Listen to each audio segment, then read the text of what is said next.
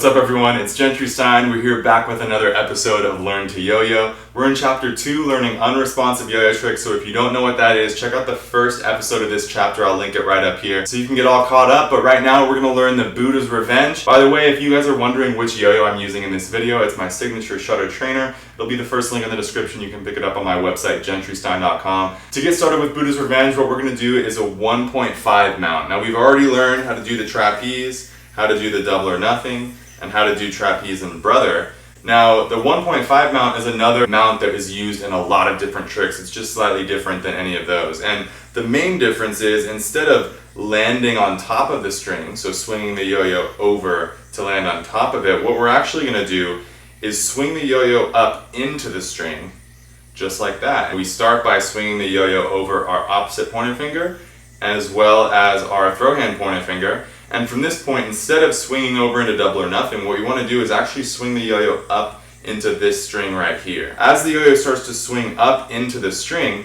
we want to bring our throw hand pointer finger around the yo-yo in a small circle, because if we don't do that, the yo-yo is just going to bounce right off the string because our hands are keeping the string tight together like that. So there's going to be nowhere for the yo-yo to go. So you may find it just bounces off, or if you try to really commit to it without doing that mini circle, you're just going to hit your hand with the yo-yo like that, and that's obviously not going to work. So what we want to do is make that little circle formation. So right as the yo-yo is going to hit the string, little circle formation just around the yo-yo like that.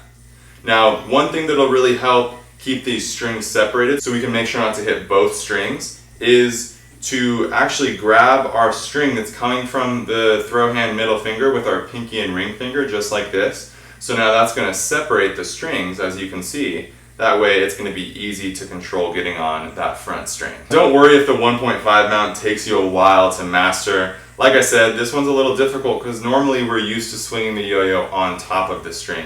And while we're getting used to swinging the yo-yo up into the string is a completely new type of trick. So just keep working on it and eventually you'll get it. Just make sure to do that small circle around the yo-yo to give it space to go on the string. So once we're here in the 1.5 mount, you may notice that this mount actually feels pretty familiar. And that's because in the last trick we learned, cold fusion, when we do this step here, it puts us right into the 1.5 mount. So as we start to learn more and more of these intermediate to advanced kind of string tricks with the unresponsive yo-yo, you'll notice that there's some similarities between tricks, and eventually that'll be a way that you can kind of put tricks together and start to create your own tricks too with the different tricks that we've already learned. Now the next step after the 1.5 mount is going to be just like the cold fusion, where we swing the yo-yo over both fingers. And the yo-yo is going to go right over our opposite pointer finger there. If you haven't learned cold fusion, by the way, I'll link that down below as well. That was the last episode of the series. But then what we're going to do is, instead of swinging all the way back over like we do in cold fusion,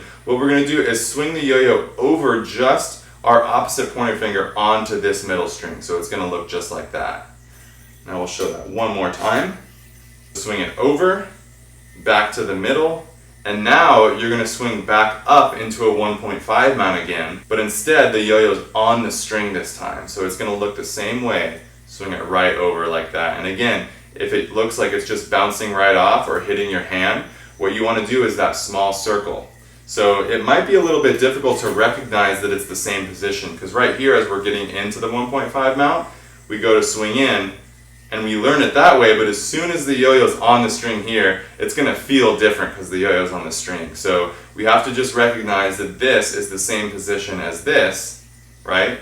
All the difference is it's on the string. So it's the same movement swinging right up into the string. One thing that you may find as you're doing this step here is when you go to swing, it doesn't hit the string there, it misses. You may miss to the front or maybe even to the back. But ultimately what you want to do is you can actually kind of line up the yo-yo with the string. You can see by just pulling the hands apart, that actually brings the yo-yo right up to where it needs to go. So this step where the yo-yo's on that bottom string instead of off of it, like if we're just about to get into the 1.5 mount, that step here where it's already on the string is actually going to be easier because we can start it by pulling our hands apart, and the yo-yo's already right there. All we have to do is just flip it right over. From this angle, it's going to look just like this. We're in this position, right? We pull our hands apart and the string is already right there lined up, so that way we can just go right over. And we're back in the same position. So from there, what we want to do is just repeat the trick one more time. So we're going to swing over, back to the middle, up into 1.5 again, and then just repeat the trick one more time. And you can do it as many times as you'd like. And while this one may look a little more simple than the cold fusion that we worked on in the last episode, it's actually a little bit more difficult because we're swinging the yo-yo up into the string, and that takes a different level of control. So before you guys know it, you guys will have this down. That is how to do the Buddha's Revenge. By the way, guys, check out my Facebook group, Yo-Yo Gang. If you haven't already entered, go head over there, enter the group, and comment down below #Yo-Yo Gang. I'll be super active in the group. We'll be doing all kinds of challenges, and I'll be around to answer questions for you guys. So keep up the good work, guys, and I will see you in the next episode.